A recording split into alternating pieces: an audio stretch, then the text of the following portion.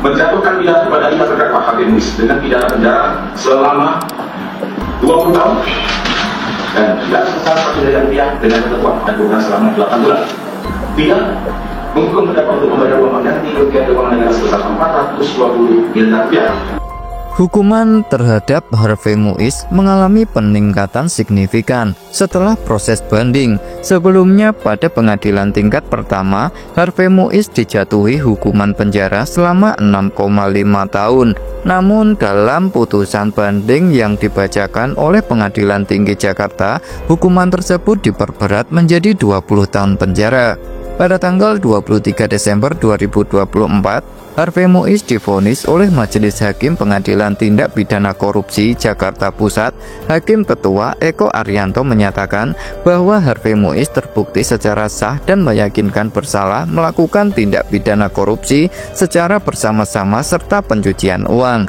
Majelis Hakim mengadili dan menyatakan terdakwa Harvey Muiz telah terbukti bersalah, ungkap Eko Arianto saat membacakan amar putusan. Putusan ini menuai kritik dari berbagai pihak, termasuk laporan terhadap Majelis Hakim ke Komisi Yudisial karena dianggap tidak sesuai dengan tuntutan jaksa penuntut umum yang meminta hukuman 12 tahun penjara.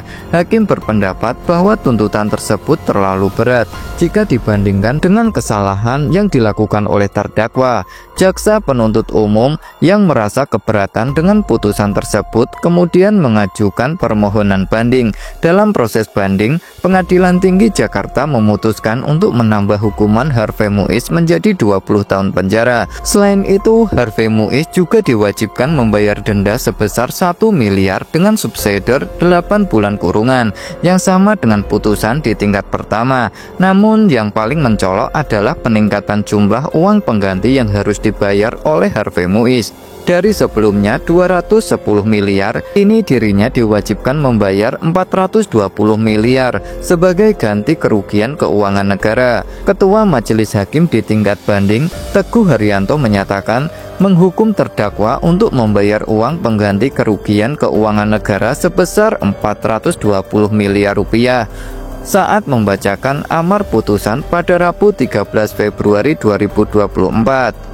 Kasus Harvey Muiz menunjukkan bagaimana proses hukum dapat berlanjut dan menghasilkan keputusan yang lebih berat di tingkat banding. Peningkatan hukuman ini mencerminkan komitmen sistem peradilan untuk menindak tegas tindak pidana korupsi dan pencucian uang, serta memberikan efek jera bagi pelaku kejahatan serupa di masa depan.